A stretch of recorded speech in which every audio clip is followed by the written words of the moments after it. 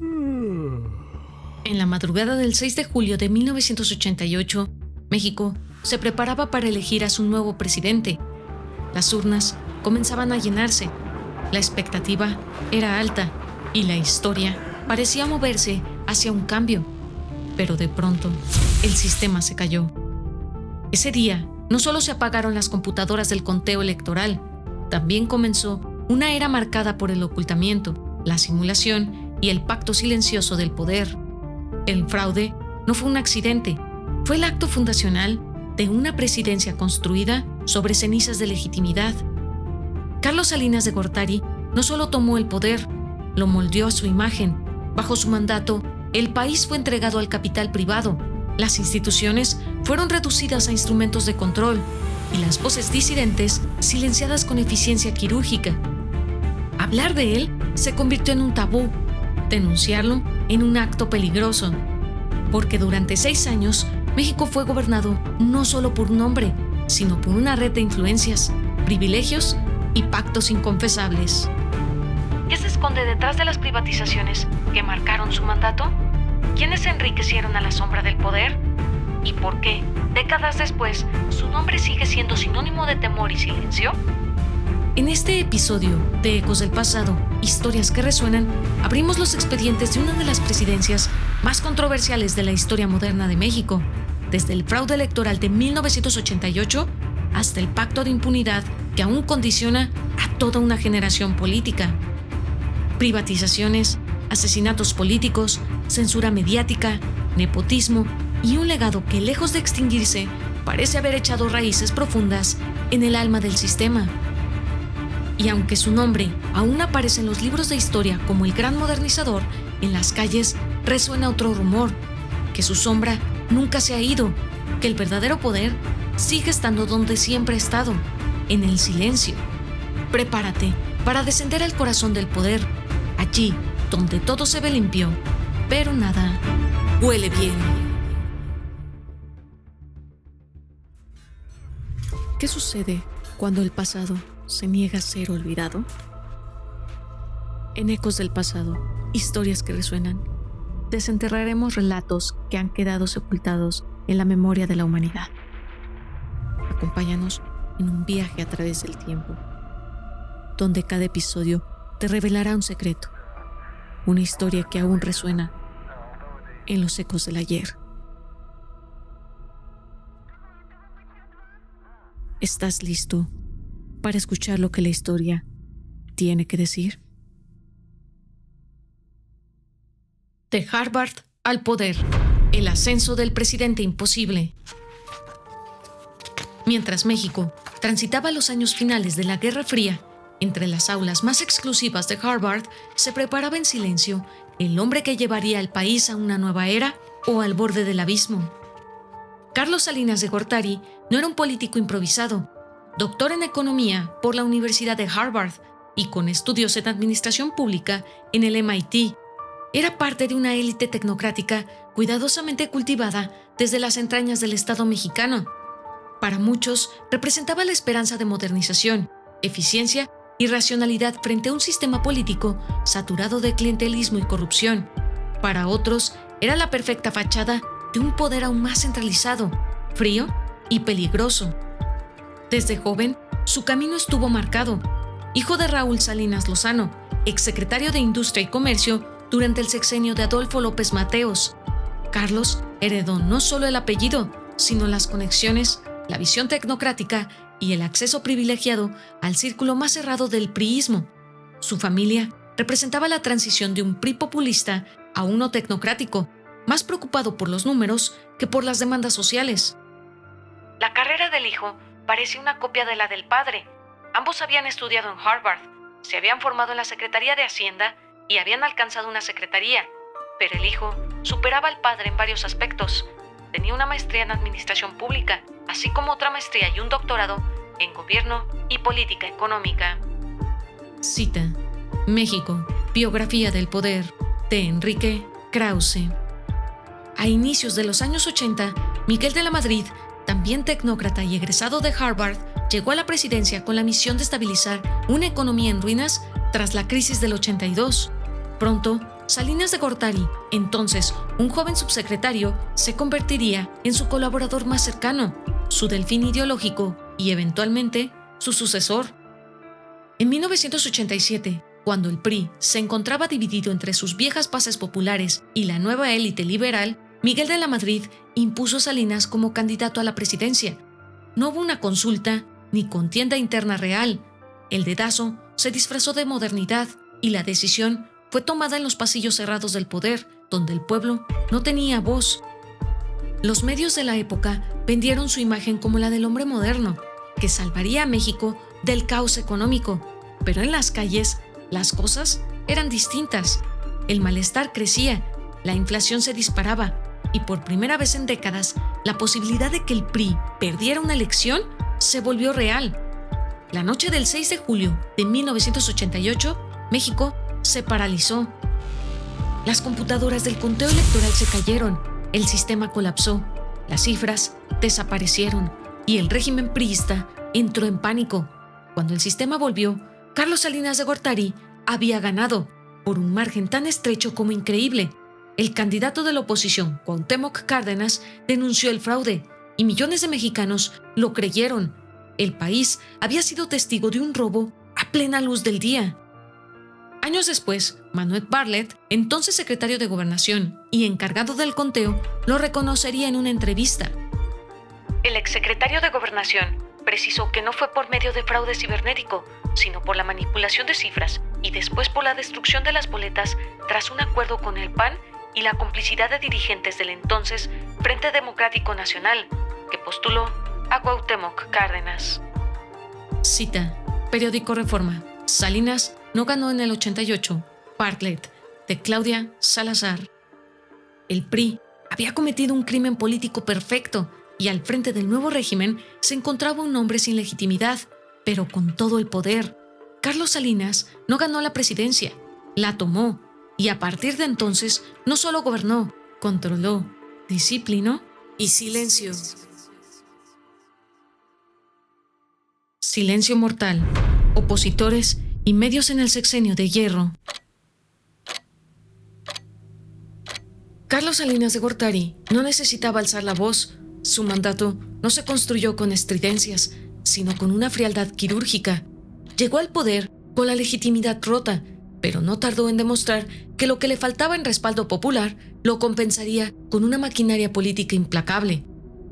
En los primeros meses de su gobierno, Salinas ejecutó un movimiento maestro, limpió, reconfiguró y subordinó las estructuras del Estado a su figura.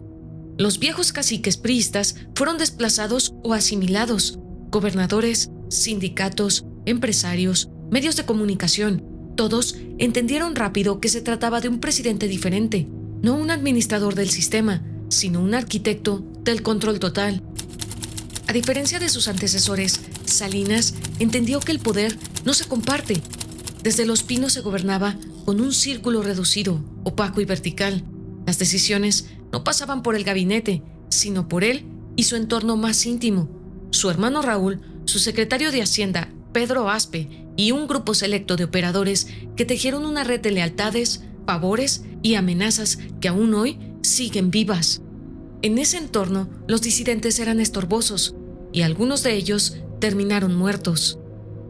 En 1994, el país se estremeció con el asesinato de Luis Donaldo Colosio, el candidato del PRI a la presidencia y heredero político aparente de Salinas. El crimen ocurrió en Lomas Taurinas, una colonia popular de Tijuana, frente a las cámaras en plena campaña. Aquel disparo no solo mató a un hombre, reveló las grietas internas de un régimen que se descomponía desde adentro. La versión oficial culpó a un asesino solitario, Mario Aburto, pero hasta el día de hoy, las dudas persisten. Meses antes, en septiembre de 1993, otro crimen había cimbrado al sistema, el asesinato de José Francisco Ruiz Massieu, exgobernador de Guerrero y entonces secretario general del PRI. Su muerte, también envuelta en misterio, sacó a la luz algo aún más inquietante. Su presunto implicado directo era Raúl Salinas de Gortari, hermano del presidente. La investigación se volvió una bomba política. Raúl fue encarcelado, pero el daño ya estaba hecho. El poder ya no podía esconder su rostro más oscuro. Ninguno de estos casos puede atribuirse con certeza a órdenes directas del presidente, pero los hechos se apilan como sombras sobre su sexenio. Un sexenio donde oponerse al poder podía costarte la vida, donde preguntar demasiado implicaba desaparecer del mapa político o del mapa. ¿Asesinado o ejecutado? Tal vez nunca se sepa. ¿Ordenó su muerte Salinas? Es improbable. Nada ganaba Salinas con instigar el crimen. Cita: México, biografía del poder, de Enrique Krause.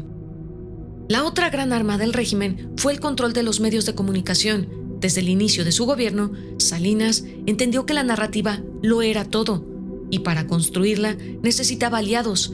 Compró el silencio de los principales periódicos y noticieros con publicidad oficial, concesiones, beneficios fiscales y, cuando era necesario, con presiones.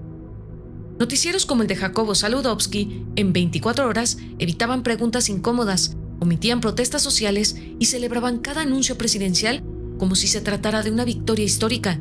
En la televisión, Salinas aparecía como el modernizador, el reformador, el salvador. En las calles, sin embargo, la desigualdad crecía, el malestar se acumulaba y el silencio mediático se volvía insoportable. Durante su sexenio no se permitía el disenso. Las radios comunitarias fueron cerradas, las publicaciones críticas eran perseguidas con auditorías o cancelaciones publicitarias. Las amenazas eran veladas pero efectivas.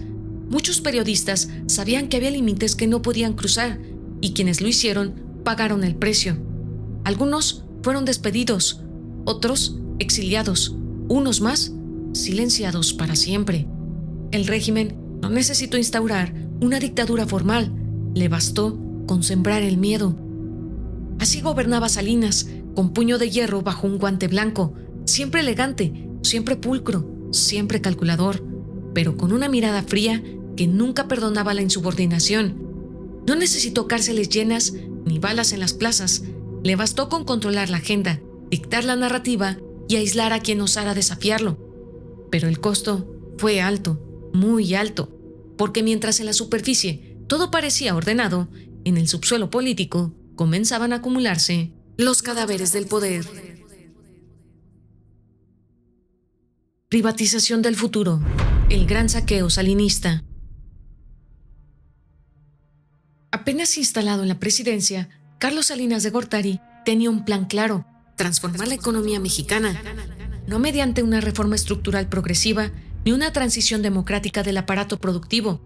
Su visión era otra: convertir al Estado mexicano en un negocio y a la nación en una mercancía. El país, sumido en la deuda y crisis desde los años 80, parecía necesitar un salvador, y Salinas se presentó como el arquitecto de la modernización.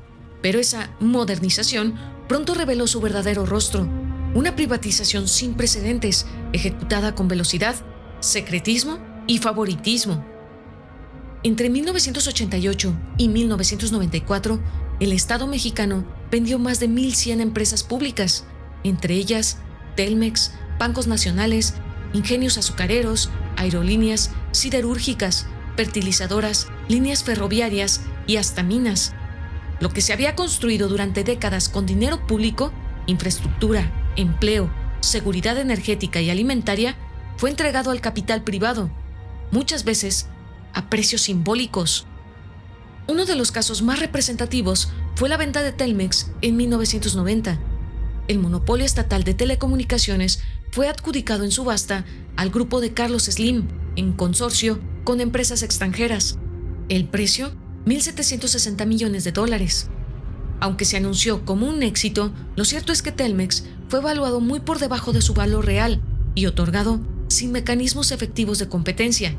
Slim se convirtió, a partir de entonces, en el hombre más rico de México y más tarde del mundo. Slim adquirió la posición de dominio casi total en la telefonía mexicana precisamente por la decisión personal del entonces jefe del Estado, Carlos Salinas, cuando éste aceleró la política de privatización de empresas estatales. Lo hizo en un entorno de crisis y debilidad tanto de su gobierno como del régimen y de todo el aparato estatal. Cita: Nuestra tragedia persiste, de Lorenzo Meyer. La banca nacionalizada por José López Portillo en 1982 fue devuelta al capital privado durante el sexenio de Salinas, pero esta vez no como instituciones fuertes y vigiladas, sino como instrumentos de especulación. Se vendieron en condiciones preferenciales a grupos empresariales ligados al gobierno. En muchos casos, los compradores ni siquiera tenían la solvencia suficiente. Pidieron préstamos a los mismos bancos que estaban adquiriendo. El fenómeno dio origen a un término que se volvió célebre: los empresarios. No eran empresarios en el sentido clásico, sino criaturas del régimen, cuyo éxito dependía de sus relaciones políticas y no de su competitividad. Surgió así una nueva oligarquía mexicana, hombres de negocios cuya fortuna no nació en el mercado, sino en los pinos. Pero el corazón del proyecto salinista no era solo la venta de empresas, era la integración económica total con Estados Unidos. En 1992 se firmó el Tratado de Libre Comercio de América del Norte, que entraría en vigor el 1 de enero de 1994. Para Salinas, el tratado era una especie de escudo político, lo insertaba en la élite global, validaba su mandato y ofrecía una imagen de progreso al exterior. Pero el tratado no fue un pacto entre iguales. México entró a la negociación con debilidad económica, sin protección para sus sectores más vulnerables y bajo la presión de consolidar su modelo neoliberal a cualquier costo. ¿La liberación del comercio trajo inversiones? Sí, pero también desmanteló industrias nacionales, dejó sin protección al campo y expuso a millones de mexicanos al abismo de la desigualdad estructural. El campo mexicano fue uno de los sectores más golpeados. En 1992, Salinas reformó el artículo 27 constitucional, eliminando el principio intransferible de los ejidos. Con ello, se rompió el pacto fundacional de la Revolución Mexicana: la tierra es para quien la trabaja. A partir de entonces, los campesinos podían vender sus parcelas, pero lo hicieron sin información, sin respaldo técnico y en medio de una crisis de precios que los llevó a la ruina. Las importaciones masivas de maíz y productos agrícolas provenientes de Estados Unidos, subsidiadas por el gobierno norteamericano, terminaron por devastar la producción nacional. En menos de una década, cientos de familias abandonaron el campo, no por persecución política, sino por hambre. Hombres, mujeres y niños cruzaron la frontera en busca de oportunidades que el Estado mexicano ya no estaba dispuesto a garantizar. Lo que para algunos fue modernización, para millones fue despojo. Lo que se vendió como apertura económica fue en realidad una entrega del país a intereses privados y extranjeros. Y lo que se presentó como una historia de éxito se convirtió en un testimonio del saqueo institucional. El nacionalismo revolucionario murió con la crisis de 1982, pero no tardó en surgir un sustituto: el neoliberalismo autoritario. La parte sustantiva del nuevo proyecto, encabezado por Carlos Salinas, fue el abandono de la modernización material basada en la economía protegida y la independencia relativa. Cita: Nuestra tragedia persiste, de Lorenzo Meyer. La modernización que prometió Salinas fue en realidad una distribución del poder económico hacia los de siempre y los nuevos favorecidos del régimen. El Estado dejó de ser árbitro y se volvió socio.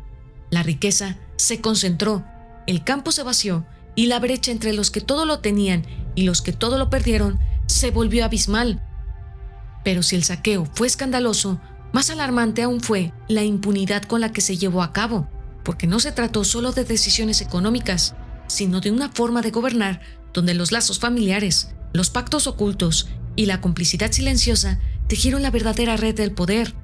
Y en el centro de esa red estaba él, no solo como presidente, sino como patriarca de un sistema que confundía a la nación con el patrimonio personal. Corrupción de sangre, el imperio salinista. En los corredores del poder se sabía, pero no se decía. Carlos Salinas era el presidente, pero en las sombras, otro Salinas operaba con libertad casi absoluta. Raúl Salinas de Gortari, su hermano mayor, se convirtió en uno de los hombres más poderosos del sexenio. Nunca ocupó un cargo de alto perfil, nunca apareció en conferencias ni firmó decretos, pero todos los caminos del poder pasaban por él. Era conocido como el hermano incómodo, un sobrenombre que no hacía justicia a la magnitud de su influencia, porque Raúl no solo acompañaba al presidente, administraba negocios, asignaba contratos, pactaba concesiones y manejaba recursos públicos como si se tratara de una empresa familiar. Desde la dirección de la distribuidora Conasupo, Raúl Salinas comenzó a manejar recursos millonarios sin supervisión clara. Su nombre aparecía vinculado a empresas fantasmas, a triangulaciones de capital y a la llamada partida secreta presidencial, una bolsa multimillonaria sin fiscalización alguna que se utilizaba, en teoría, para gastos de seguridad nacional, pero en la práctica, esa partida secreta fue el combustible para una red de corrupción sin precedentes. En 1995, un año después de que Carlos Salinas dejara el poder, Raúl fue detenido y acusado por el asesinato de José Francisco Ruiz Massieu, excuñado del presidente en turno y secretario general del PRI. La investigación reveló una trama escandalosa: cuentas bancarias en Suiza, depósitos por más de $100 millones, empresas fantasma y complicidad de funcionarios en primer nivel. La Fiscalía suiza lo acusó de blanqueo de dinero. La Procuraduría mexicana no supo o no quiso explicar el origen de esos fondos. Para muchos, se trataba de dinero extraído del erario público durante el sexenio de Carlos Salinas. Pero el expresidente negó toda relación. Afirmó incluso que la detención de su hermano era una vergüenza política. Sin embargo, el daño estaba hecho. Hasta ahora, unos cuantos han pasado una temporada en prisión tras tortuosos procesos legales que todavía suelen acabar en sobreseimiento o han resultado inocentes jurídicamente, como Raúl Salinas. Cita: Crímenes de cuello blanco, de Edgar Morin. La corrupción en el salinismo no fue un exceso, fue una política de Estado. Se diseñaron mecanismos para legalizar lo ilegal: licitaciones dirigidas, compras infladas, contratos asignados a empresas vinculadas con familiares o amigos del presidente. La impunidad no era accidental, sino garantizada. Muchos funcionarios salinistas, empresarios, secretarios y delegados terminaron siendo multimillonarios al final del sexenio, y ninguno fue investigado, ninguno fue procesado, porque el poder estaba blindado, y blindarse era el verdadero propósito de ese poder. Carlos Salinas de Gortari utilizó el aparato del Estado no solo para ejecutar un proyecto económico, sino para construir una red de protección personal y familiar. Las instituciones dejaron de ser herramientas del pueblo para convertirse en escudos de una élite. Raúl era solo el rostro visible de una estructura, pero detrás de él había operadores, prestanombres, jueces, banqueros, ministros.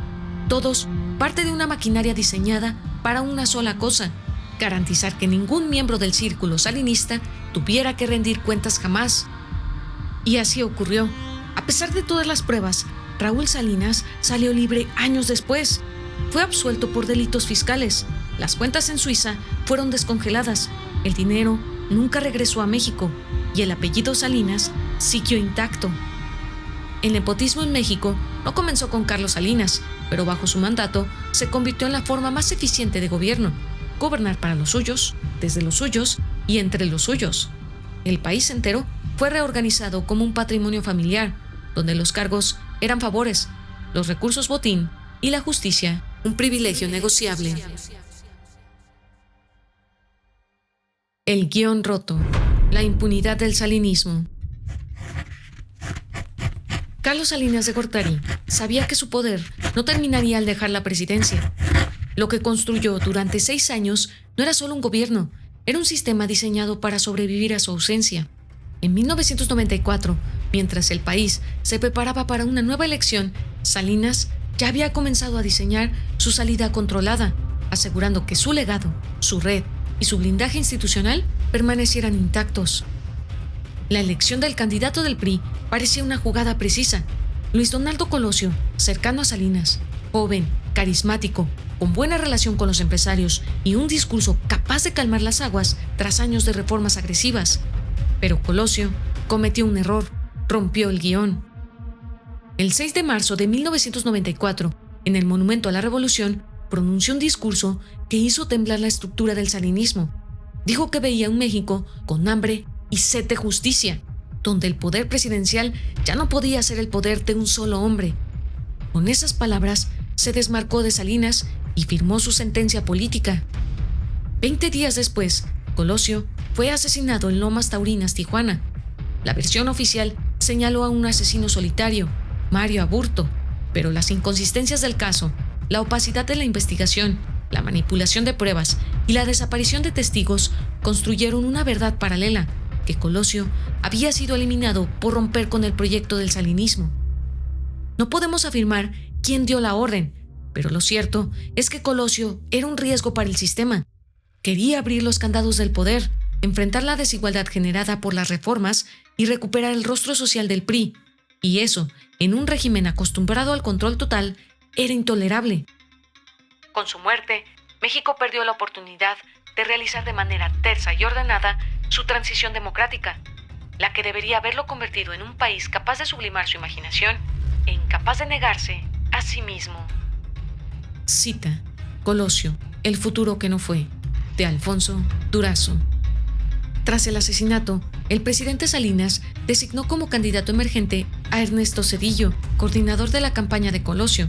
Era la figura más gris del entorno, sin carisma, sin base política y sin estructura propia, pero tal vez por eso fue elegido, porque no representaba ninguna amenaza.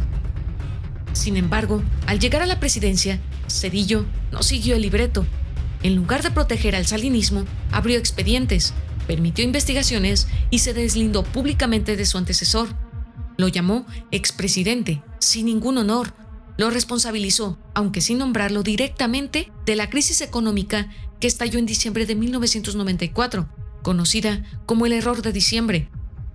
Y aunque nunca lo acusó formalmente, Zedillo permitió que la justicia tocara por primera vez en la historia moderna a un miembro directo de la familia presidencial, a Raúl Salinas de Gortari. La retención de Raúl fue simbólica, el escándalo fue internacional, pero el fondo seguía intacto. La estructura de poder construida por Carlos Salinas no se desmoronó, solo se reacomodó. Muchos de sus operadores fueron reciclados en los gobiernos posteriores. Algunos se convirtieron en empresarios, otros en asesores y otros tantos en figuras intocables. Salinas se exilió brevemente en Irlanda, luego reapareció como autor de libros, conferencista y asesor en las sombras. Nunca se le juzgó, nunca se le fincaron cargos. Su nombre desapareció de los actos oficiales, pero su influencia seguía presente detrás de los pactos, los silencios y las decisiones que nunca llegaban a la justicia. Había, en efecto, algo de tragedia shakespeariana en el destino de Salinas. El hombre que quiso ser rey alcanzó el poder mediante una votación dudosa, realizó grandes proezas para revertirla y, llegado a la cima, creyéndose más inteligente que el resto de la humanidad, fue vencido por su propia soberbia. Cita: La presidencia imperial, de Enrique Krause. El legado de Carlos Salinas de Gortari no está en discursos, ni en sus libros, ni siquiera en sus reformas. Está en la red de impunidad que construyó, en el miedo que aún despierta su nombre, en los pactos que sobreviven gobierno tras gobierno.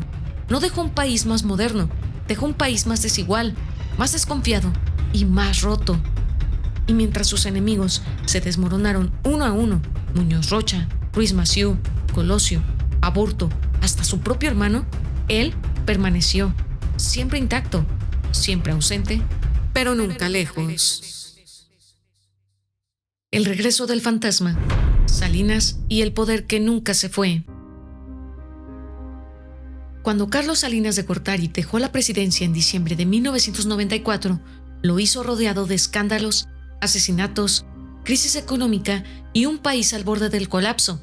La detención de su hermano Raúl en 1995, acusado de enriquecimiento ilícito y señalado por presunta participación en el asesinato de José Francisco Ruiz Massieu, lo obligó a hacer lo impensable: huir del país. Durante meses se refugió en Irlanda, lejos de los reflectores, mientras en México comenzaba la caída del salinismo, pero su exilio fue más simbólico que real, porque aunque ya no estaba en Los Pinos, su sombra seguía sentada en las oficinas del poder. La red que había tejido durante su sexenio no se deshizo con su salida, al contrario, se consolidó. Funcionarios de su círculo más cercano ocuparon puestos claves en gobiernos posteriores. Empresarios beneficiados por sus privatizaciones se volvieron intocables. Nunca regresó formalmente a la escena política, pero nunca dejó de estar presente. Su presencia era silenciosa, espectral, como la de un fantasma que se aparece solo cuando se cierran las puertas. Nadie lo invitaba, pero todos sabían que estaba ahí. Incluso, en años recientes, su nombre ha reaparecido en investigaciones sobre espionaje político, vigilancia ilegal, redes de poder que operan fuera del marco institucional. Algunas de estas actividades fueron vinculadas a figuras cercanas al expresidente y exfuncionarios salinistas que aún mueven hilos desde el sector privado, la banca o incluso embajadas. Su riqueza, por otro lado, sigue envuelta en misterio. Aunque oficialmente no tiene empresas a su nombre, su nivel de vida, sus conexiones y su capacidad de influencia siguen siendo objeto de especulación y crítica. En diciembre de 2024, la presidenta Claudia Sheinbaum declaró: muy desempleado, pero ¿a poco lo han visto viajar en un avión comercial? Claudia Sheinbaum. Cita, mañanera del 5 de diciembre de 2024. La frase fue celebrada, pero también reveladora. El poder real en México no siempre se sienta en la silla presidencial. A veces se oculta tras el silencio, un silencio denso, calculado, capaz de atravesar gobiernos y sobrevivir a cualquier escándalo. Salinas había dejado el cargo, pero no el poder. Desde las sombras seguía observando, influyendo, midiendo cada paso de su sucesor. El país, aún marcado por el fraude, la crisis y los asesinatos políticos, se adentraba en una nueva etapa que parecía prometer ruptura, pero también arrastraba viejos pactos y deudas no saldadas. Era el momento de la sucesión y con ella la gran prueba. ¿Sería capaz el nuevo presidente de romper con el legado del salinismo o quedaría atrapado en sus redes invisibles? ¿Cómo reaccionó Carlos Salinas al ver que su propio sucesor rompía el pacto no escrito del poder? ¿Qué motivó a Ernesto Zedillo a distanciarse públicamente de su antecesor? ¿Y hasta dónde llegó la tensión entre ambos, mientras México se hundía en una de las crisis económicas más graves de su historia reciente? En el próximo episodio de Ecos del Pasado, Historias que Resuenan, abriremos el capítulo de la presidencia de Ernesto Zedillo, un sexenio marcado por el error de diciembre que desató una crisis devastadora, el rescate bancario que salvó fortunas privadas a costa del erario y una política económica que profundizó el modelo neoliberal. Analizaremos cómo llegó al poder tras el magnicidio de Colosio, su papel en la ruptura con Salinas y cómo, pese a la imagen de presidente democrático, sostuvo y perfeccionó estructuras que aún hoy moldean a México. El pasado no se va, solo cambia de rostro, y aunque los nombres se renuevan y los discursos se visten de promesas, las estructuras que sostienen el poder siguen ahí, intactas, como raíces profundas que se alimentan de la memoria corta de un país cansado de esperar justicia. Salinas, convertido en un espectro político, se mantenía presente en cada negociación, en cada acuerdo oculto, en cada sombra que se proyectaba sobre la silla presidencial. El México que dejaba atrás estaba marcado por heridas abiertas, una economía al filo del colapso y una ciudadanía atrapada entre la esperanza y la desconfianza. Lo que venía no sería un borrón y cuenta nueva, sería la continuación de una historia donde los fantasmas del pasado no se retiran, acechan, esperan y cuando menos lo imaginas, vuelven a tomar el control.